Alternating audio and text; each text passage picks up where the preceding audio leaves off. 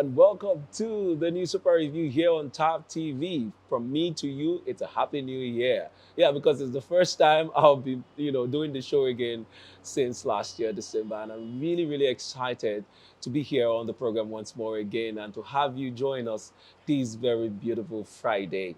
All right, with me here is Victor Sioku. You are welcome. How have you been, sir? Very fine. Thank God. And how about you? Great. I've been great. I've had enough time to rest, and it's so good to be back here at the station and back to work. And today we're back on the newspaper review, and of course we're going to go through newspaper headlines across Nigeria, and of course we'll be going through those details one after the other. We want you to be a part of this. How would you do that? If you haven't subscribed to this channel, what are you waiting for? Go ahead and subscribe by clicking on the subscribe key. Don't forget to also turn on the notification, because that's how you get notified whenever we come up with a new episode of this very interesting program and all the programs we have lined up here for you right here on Top TV. All right, before we go on to the newspaper review, I want you to look at this. Yeah, can you see this? Let me laugh like that because I feel like that, man. This is my PVC. I picked it up yesterday, and I can't stop sharing the goodwill, the good message of, feeling so empowered with this. This is big power. You know that what I mean? You know what I mean? So please get yours. Do well to rush up to your, what they call it, your, not a polling unit, it's your ward center. All right? Do well to locate that. And to locate that, just look at the screen. Those details there, dial that number. It will help you to pinpoint where you will be picking up or where you are meant to go and pick up your PVC. So just fill in the details as requested, and then it will help you get to where you pick up your PVC. Go there, spend a few times, maybe an hour or two, and I'm so sure you're going to get your PVC. Do this to be able to participate in the soon-to-come elections that is just a few weeks away from now. You need to be a part of this election. As Nigerians, we need our voices to be heard. So I'm urging you, if you're still out there and you're feeling very sluggish and tired and saying, oh, the process is too clumsy. We all went through the process to get here. We have to make these necessary sacrifices to get to where we are going to. So don't forget to go and pick up your PVC, because this is your voice. All right, without wasting much of your time, let's go into the headlines for today, the 13th of January, 2023. And on our papers today, we'll begin with This Day newspaper for today, the 13th. And on This Day newspaper here, we have as headline, CBN intensifies nationwide awareness on redesigned Naira. Insists new banknotes have come to stay. Sensitizes initial traders. Kano grain markets orders on security features of new notes. Maintains new 1,000 Naira, 500 Naira, 200 Naira can only be dispensed through ATMs. All right, so do well to pick up a copy of This Day newspaper to get details of that story. Moving downwards, we also see here, INEC extends deadline for collection of PVCs till January 29. That's exactly what I was just talking to you about. INEC is also doing their part to ensure that you get involved. So they've also extended the collection date a bit more for you to be able to pick it up. So make out time. I know we're all busy at our workplaces at this time, but you can just make it an hour or two to get it, get your PVC, that is.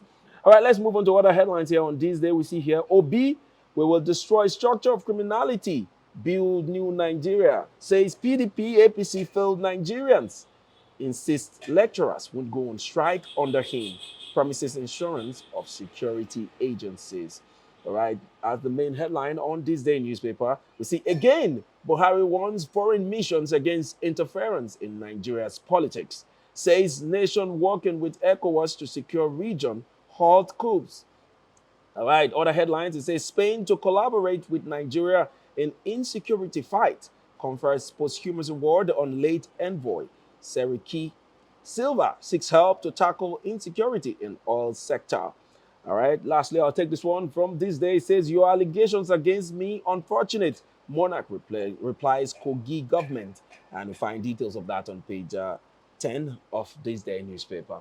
All right, that's what the headline we'll take from This Day. All right, let me come to you, Mr. Victor. Let's look at the story about CBN intensifying nationwide awareness on redesign note, and then I'd also love you to make commentaries about Buhari speaking to foreign missions against interference in Nigeria. But let's start with CBN first. Okay. As we can see, the sensitization has begun. Yeah. For me, I think it's coming late. Very late. I Okay. agree. And I believe it's just happened because of the pressure that they faced and the reactions from Nigeria. Yeah. Just like yesterday, somebody came out to say, see, he went to the ATM. Yes, it's been stated even on the paper that these new Naira notes can only be dispensed or cannot be gotten through the ATM machines. Okay. So this person also went. Mind you, I said it on the program the other day that I sent somebody to the ATM to get this money, and unfortunately, it was just the old Naira notes here in Port Harcourt. So somebody in Lagos is also saying the same thing, that he went to get, and in his own case, out of 20 notes that was dispensed, only 2 was the new Naira. So I'm not asking, is it that they now mix them up, maybe fractionize it, that for every 20, you get just 2. I'm just saying that. So, but the sensitization is very, very key. Yeah. Why is it key? Because some persons see that money as fake.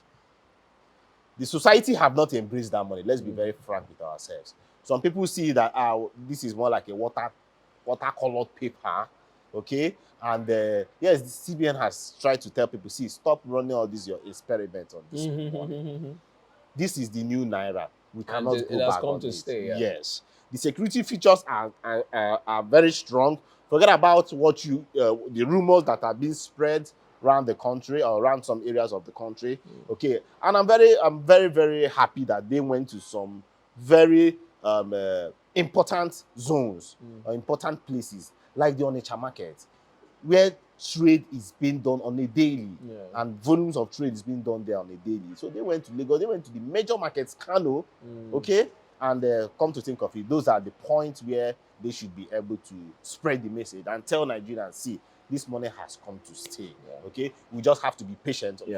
From the look of things, you just have to be patient. But I also want to tell, I don't know how you are going to manage the fact that the dates are coming so close. Are you going to tell us that the old Naira will be stuck with us? Come on. And they are still insisting that they are not going to shift the date. And for me, that's I don't know the magic they want to do, because the old Naira is everywhere. It's everywhere, even down to today. We have more of the old Naira notes still in circulation. Way more than. And whether CBN likes it or not, I know that part of the efforts of this redesign is for us to move to being cashless, more like cashless than carrying cash around. But all of that is a process that we should follow. But now it seems to me as if it's almost an automatic switch for us, and that's not really going well. Even with them, the CBN, it's been a struggle for them. They've passed different kinds of executive orders to the banks to dispense this money. But the banks are also crying that we don't even have possession of this money. So where is the money? Everyone is asking. So I don't know what they're saying. The sensitization is great. I love that about what the CBN is doing, which is what they are supposed to have started a long time ago. They're supposed to have started this sensitization right from when they launched the new Naira note, even before it began circulation. People should have been able to say, okay, I can identify the money by this, by that, and this and that and that. But now, fake ones are already also in circulation. So people are now doubting which is the real. Just something you haven't seen before. How can you tell it from being fake or real? So that's the confusion. Some market women have encountered, these fake new Naira notes. And so the CBN going out to markets and here and there, major markets as well, it's a very brilliant move and I love it and they should keep at it. But the dates, the closeness to the date, to the end of, the collection of, old Naira notes, it's a troubling one. We wish that, the CBN will really oblige Nigerians and, shift a bit, even if it's just a month or two, because in other climes, we have these countries phasing out old notes in years, not in months, in years. Even I heard that even in the UK, they are still in a phasing out process for the old pounds. And so if you come with the old one, what they do is they only take it from you and switch it. In terms of, but then Nigeria, I'm surprised that, okay, the elections are here, but this is not the only time that we use money. Whether, like it or not, whether they phase out this one and bring in the new notes, what these politicians want to do, they will still do. Because if you say transfer, they will still do what they want to do. But then my own is that they should consider the challenges that, the whole process has faced within when the new Naira note was launched. And now that, the date is drawing really closer. And then all the complaints that we get, the feedbacks they've been getting, they should work on trying to see how all of that can, help us to move freely. All right, moving on. Okay, you want to add Yeah, the some more? Buhari. Yeah, that's what I wanted to ask Okay. you. Yeah, you go on and make your commentary on that. That's a commentary on Buhari warning, foreign missions against interference in Nigeria's upcoming election. Okay, so we had a new sign-ups for ambassadorial positions, as in some countries from envoys coming into the country as ambassadors, as in some persons coming into the country as ambassadors. So we had the ambassador for, that's at the State House. We had the president received the ambassador of Sweden, ambassador of Switzerland, ambassador of the Philippines, and ambassador of South Sudan. Okay, they came forth to also pledge that they will not meddle with the 2023 election. That is very, very close. And the president also encouraged them and also admonished to the ones that were not there to tell them, please allow us to do our election by ourselves. Do not interfere. We do not need your hands in this, in our election. But yeah, if you go back to times, you find out that, see, interference in election is not a new thing, okay?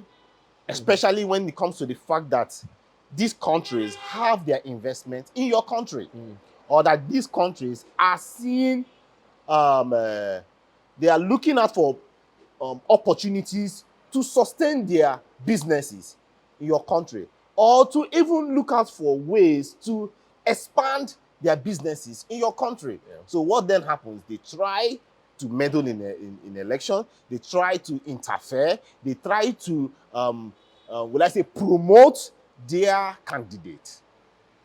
Now, let's take a look at Russia. Remember in 2016 that it was all over in the news that Russia meddled with the US election. And they were totally against Hillary Clinton. Yes, the Kremlin has not come out publicly to say that, but through investigations and even some oligarchs from the Kremlin, they have also dropped in some few words to pinpoint that, yes, the Russians had a hand in the 2016, the US 2016 election, that Donald Trump was made president and Hillary Clinton lost. But I also want to state, yes, we have Russia, even China. China, in some extent, are being fingered that they meddle with African elections. Reason, because mind you, China has a whole lot of investment in Africa. They want to protect their investment. Okay, I'm not preaching for countries to come in to people's country and meddle around their election. But mind you, it's more like it's inevitable. That's what I'm trying to say, okay? So, but mind you, this is not just only about countries meddling with elections. What about the social space? What about the social media? What about the IT companies?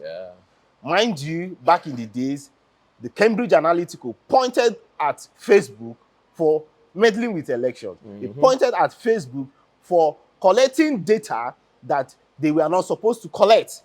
And oh, come to think of it, data is a big business. It is a big business in the world. So when, just for instance, do you know that Facebook, Twitter, Instagram, do you know that they can predict the winner of the 2023 election? Yes, one might say, oh, come to think of it, the election is not just by social media, just like the APC and the PDP preach against the LP, that's the Labour Party, because they think that the Labour Party are more like their fans and their voters are more in the social space. No, it goes beyond that, because there is a kind of data you just collect from social media that when you now gather some other elements, join them together, you can make a very good prediction. Okay, back to the social media companies. Mind you, just in 2 years ago, just about 2 years ago, we had a case in Uganda.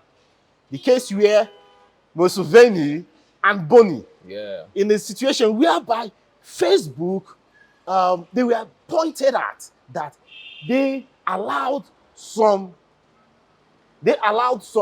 groups, some handles that were going against Museveni in, will I say, in forms that they were demeaning his person, demeaning his position, and sending out wrong data. And mind you, the boss for the past 4 years has been about fake news and fake news. And they were like, see, if Facebook can leave these particular persons, why won't they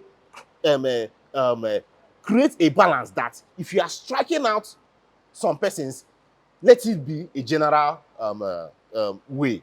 Remember, just in 2020, the US president's account was Pulled down. was put down. Same thing happened when Twitter pulled down the post of Muhammad Buhari. Yes, it was not just about election in his case, but what am I trying to say? These social companies, these social media companies, these IT companies, they also are powerful, just like countries, to interfere or meddle with elections. Okay, you also got the information of what happened in, like I was saying, in Uganda, whereby it was more just in quote, more like glaring that Facebook were leaning to Boni. Yeah, unfortunately for Boni, he lost. Yeah. So it is it is not something that will just end overnight. Meddling will just happen, but we just pray that in our case, please, let it not just bring tension. Let it not just also bring crisis. Now, I also think that, warning them in the public light, saying it or stating it the way he has done, is just part of his responsibility, what he needs to do. It doesn't really stop these countries that has very high interest in our country to interfere. And we've seen it happen time and time again. We hear stories like, the US, they were in support of Buhari. That's why he won. They were in support, not even in the open, because they felt that he had integrity, he was going to come and change this, and then that's how he won. Those kind of things, we've heard it time and time again. I don't think this time is any different. But then any responsible government will come up and say, okay, please stay away. But it doesn't mean that they actually stay away. That's how I see it. And Mr. Bule, I want to make just this quick point. Mind you, some of these countries, why they also meddle in elections, for instance, like Russia, like the US, in many cases, it happens because of their military power. Now, in Nigeria, if you can remember, when it was time for Goodluck Jonathan, mind you, the US stopped supplying arms to Nigeria. Okay, so in many cases, when these countries see it that, this particular candidate is not buying our product, both in military, both in softwares, both in just commodities, or they are trying to reach a business agreement or here and there opportunities, trying to take some opportunities off your country, and they think that, man, doing business with this particular president is too hard. My brother, they go in and negotiate with the opposition. It is just too clear, my brother. It happens in world politics. That's what I was saying, that whether he comes out to say don't interfere or not, behind the scene, these things are just how it is played out. Even Nigeria also interfere in the political affairs of most African countries. Yes. It happens now and then. That's why when a coup took place in, which country was that again? Sao Tome and Principe. Back then, remember our president left the shores of this country down there to reinstall the president back then. So it is just normal. But then, like I said, it takes a responsible government to say, okay, please, we'll stay away. Or just like the way Buhari is doing now, it's his responsibility to do so. And so for these new ambassadors, yes, you have to also put a word of caution to them to know that, okay, we are also watching, our eyes on you guys, so you should know the extent to which you get involved in some of these things, especially our politics at this time that has grown to this level that is very fragile. Nigerians are in a very fragile state at the moment where any wrong move could lead to anarchy and chaos, and we are not looking for trouble. We want this country to be in peace, but in being in peace, we need to get it right so that we can all have a space to still call our own Nigeria and all of that. So that's my point. All right, we're going to move on to our next paper, and that will be Vanguard for today, the 13th of January 2023. And on Vanguard here, we see as the headline, INEC extends PVC collection deadline to January 29th to push staff over alleged extortion. No, sorry, I'll take that again. To punish staff over alleged extortion, indiscriminatory issuance. All right. That story you find on page 8 of the Vanguard newspaper. Moving on to other headlines here, we see petrol scarcity lingers as private depots sell at 240 naira per litre. Shortage may continue till June. Ipman. Queues increase in Abuja, Lagos. Orders. 7 private depots reopened. Regulators not at filling stations as commuters pay high fares. Other stories here, we see IPOP disowns alleged female executioner. You find details of that on page 11 of the Vanguard newspaper. Also, I'll take this one. It says, Obi challenges other candidates on educational records. Health status says residency, not a retirement job. All right, Mr. Victor, let's talk about INEC. INEC has gone ahead to extend the PVC collection deadline to the end of the month, which I think is a very brilliant move in order to help people go out and get their PVC. Just like I was saying earlier, if you're still out there and you haven't picked up your PVC, do well to do so. All right, and when I went to pick up my PVC, I'll just tell you a bit of my experience.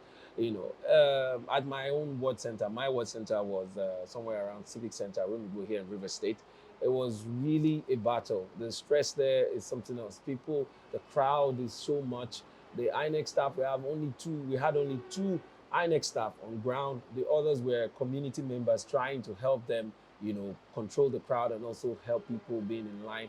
But there's no clear-cut pattern to collecting these PVCs. Okay. The only thing that I could see there was that they said for people that are collecting new PVCs, stay on this side. The ones that are collecting for transfers and renewal, stay on this other side, all those kind of things. And then, of course, there's no pattern. So it seemed a bit disorganized, especially that's my opinion. It was a bit disorganized. People come and spend lots of hours trying to pick theirs. But I was lucky, I just spent about 2 hours and I got mine, which made me feel very happy. Picking up the PVC kind of like makes you forget all the struggles that you struggled to get there. But then it shouldn't be that way. In my personal opinion, it shouldn't be that way. If INEC is short of manpower to distribute this, they should have liaised with either the community people and give them small money. At least we should have at collection centers, at the collection center, we should have up to at least 4 to 5 INEC staff members or ad hoc staff members, lined up to give out these PVCs, either by pulling units or by alphabetical order or something. But this one, when you go, you wait. If they finally bump into yours, you get it. And that's not a good thing for me. But now with this extension of, collection date, I'm hoping that INEC will re-strategize and ensure that people collect their PVCs before. Because I don't know, not collecting is already disenfranchising people from voting. Because in fact, with the way it is going, I'm already feeling that a lot of people will end up leaving these PVCs in the hands of INEC until further notice, which is not good for us. INEC has also spent money to produce these PVCs. Sure. So they should get to the end users. And then the end users needs them to have a voice or have a say in these elections. So I feel that instead of putting deadlines here and there, they should leave it open, let people collect these PVCs up until election, maybe a week to election too, because it doesn't stop the election from happening. I know that INEC will be crying about manpower. Where do we have the manpower for these people to go out and continually give PVCs when we're supposed to be organizing our house for the general elections? That is true. That's why I'm saying that before even this distribution of this PVC, they should have thought about the fact that these challenges will come up. I mean, look at the registration time. It wasn't any easy for them. Yes. Neither was it easy for people going out to stand under the sun, under the rain, day and night to ensure that they are registered. After all of that stress, coming to pick up the PVC is the same stress again. It's really not cool for some people. I was speaking to one of the people that came there, and he said he had to take leave, 2 weeks leave from work because his work will not give him any chance. He goes to work pretty early by 6 a.m. and closes late in the night. So he doesn't have time. So he had to deliberately take leave to come and pick up his PVC. And he has come already 3 days in a row. He has not been attended to.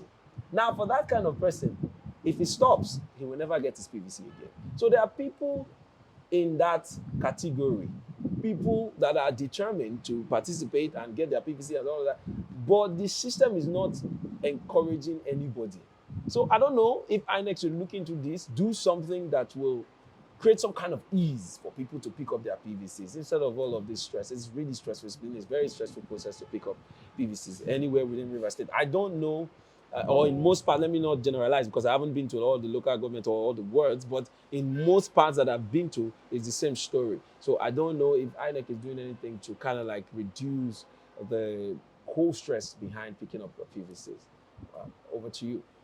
Well, I was happy when I saw the postponement, and not that I was surprised. I was happy, but not surprised because it was just looking it that this couldn't have just worked by 22nd of January, as in them stopping it. But there is something that the spokesperson of the INEC or their publicists said about that's Mr. Festus Okoye said about the ward level, as in delivering of the PVCs at the world level. Yeah.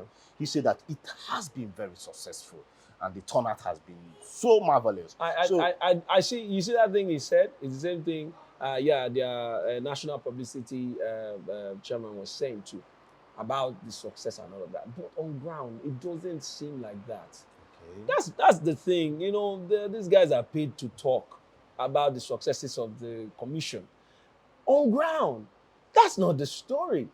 I don't agree with him. So if he's talking about recording success, from my own observation, while I was there for the 2 hours, people that came to collect new PVCs, they didn't distribute more than maybe 12 cards in 2 hours. Wow. So what is the success in distributing only 12 cards when we have thousands of cards there that I was seeing? So I don't know what he means by successful. And then this same center that is problematic that I went to pick up my PVC has also made it to our local news here in River State. It was on radio about that very center. Oh, that they are not organized and they fight here and there.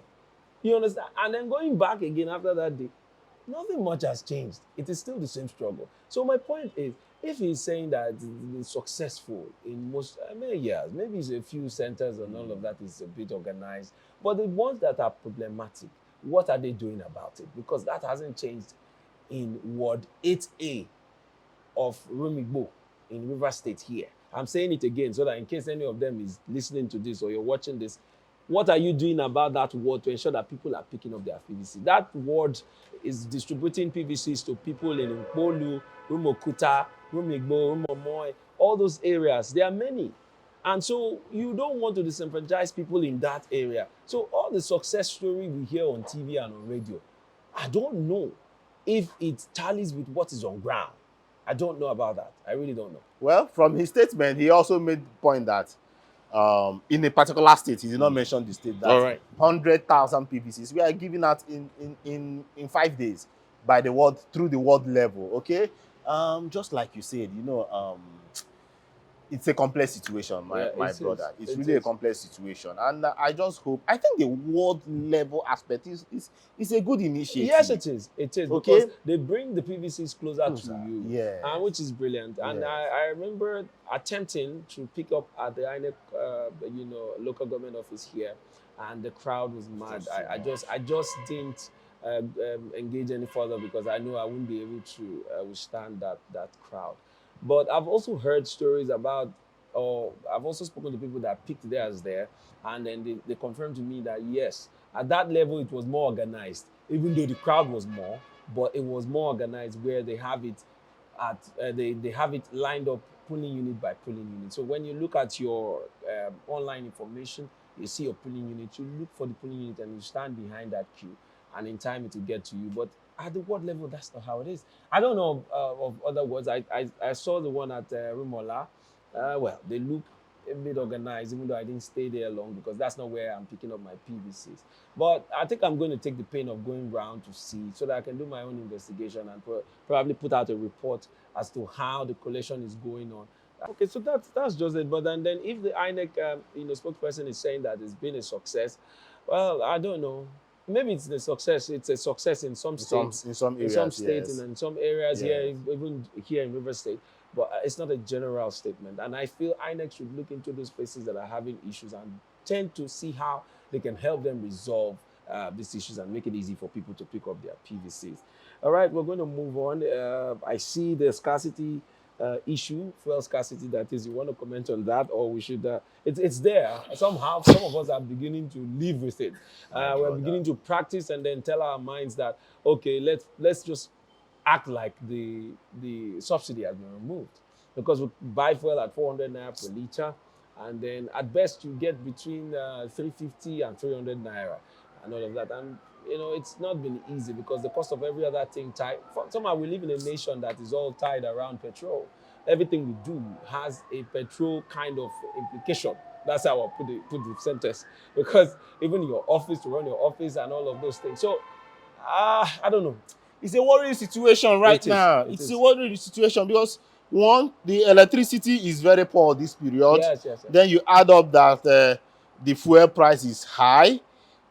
Then, what about moving around with your vehicle? My brother, it's been expenses upon expenses when it comes to making movement and powering your shocking. It's shocking. stuff. It's shocking to know that you buy 10,000 naira fuel and it seems as if nothing happened. Yes. I mean, I used to use my tank is about if I spend 8K, I filled my tank. But these days, 15K safe tank is still looking at you. Nothing is happening.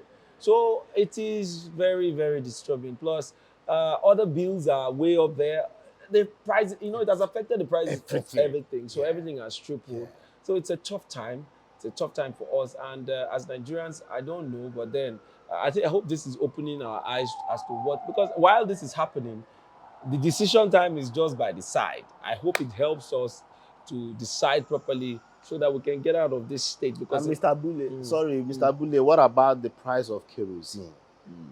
Kerosene has done 140% just recently. Right. What will the poor that has been living on kerosene? Do you know before now, kerosene was 50 naira? 50 naira. It's appalling. Oh! It's appalling. But then that's where we are at the moment. All right, we're going to go into our last paper for the day, but we're going to take a short break. Once we come back, we're going to take our last paper for the day. You stay tuned.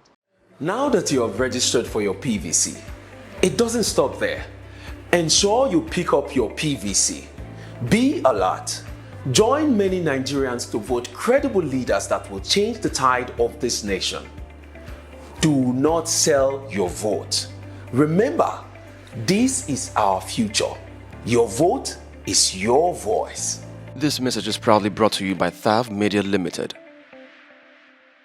All right, you are welcome back from that very short break, and thank you so much for staying with us up to this time here on the Newspaper Review. Let's go into our last paper for today, and that will be Daily Sun newspaper. And on Daily Sun here, we have as headline, "Don't hand Nigeria over to sick person. Obi confident his victory will mark end to poverty, unemployment, ASU strikes." That one you find on page 27 of the Daily Sun newspaper. We also see here 4 killed as gunmen attack Anambra community. Page 4 is where you find details of that paper. Moving on to other details, other headlines here we have as the main headline, Buhari warns international community on election, tells them to be guided by diplomatic practice. We wish Nigeria well, envoys. Other stories, INEC bows to pressure, extends time frame for PVC collection, investigates allegations of extortions, discriminatory issuance of cards. All right, and then we see as headline here too, Lagos NLC, TUC endorsed Tinubu, Sanwo-Olu. Wow, let me start from that very story. I said wow because we know that the NLC and the TUC are supposed to be an integral part of the Labour Party, because, I mean, the Labour Party is not just bearing the name Labour Party. It's actually the Labour Congress that decided to go political, to to be able to have a voice in politics too, and in decision making and all of that. And here we are having an arm of their organization, the NLC and the TUC, endorsing Tinubu of the APC. Isn't that a bit controversial? It is not controversial to me because even in our worship places, Yeah. you see where assistant pastor will pull out from senior pastor and go and open his church. Then even the assistant pastor that has turned to senior pastor, his own assistant will pull out to go and open his church. So it's just a thing of, will I say, interests. Oh yeah. Okay. Yes, there is this logic that the NLC and the TUC were the ones that formed the Labour Party. Yeah. But my brother, go and check very well which even political party have a stable group since 1999 till now. Now, we should also note that, see, when it comes to election, and Nigeria has made it clear for us too, and our constitution has also made it is one man, one vote. Yes, it is cool to galvanize as a group, okay, to support a particular candidate or support a particular ideology or party. Or in this case, the Labour Party or the NLC has shown that, see, they are not going with the bad wagon, they are not going with their full umbrella, that they are going as a mini group to support another candidate. Now you ask, what caused all this? The heads of the Labour Party and the TUC in Lagos categorically stated that the governor of Lagos State, Sanwo-Olu, has been good with workers. That he was the first to pay minimum above the minimum wage in the country. That so when they also go to meet him, that he gives them listening ears. So they've stated their point too. Yeah, I know some persons will be out there and say, they've also maybe have given them Garamons good. Well, it is not also new. It might not be that, yeah. It might not be that, and it will not even be a new thing, because where are we? We are in Nigeria, for crying out loud. And most Nigerians or most politicians are always about their interests. And yes, just like they are stating that they've had a very great relationship with the current governor of Lagos State, so they are wondering how they are going to vote against, his interest. And so, well, if that's what they are standing by, how about the interest of the Labour Party gaining power? Because it will favor them more if they are in power. So I feel, but then it's their decision to make, nothing about my opinion. And don't also be surprised that in the next 4 years, this same Labour, NLC, and the TUC might also leave for another. You're right. You're not far from the truth at all. All right. Thank you so much, Mr. Victor. Thank you. That's all we'll be taking today on the headlines here on the Newspaper Review.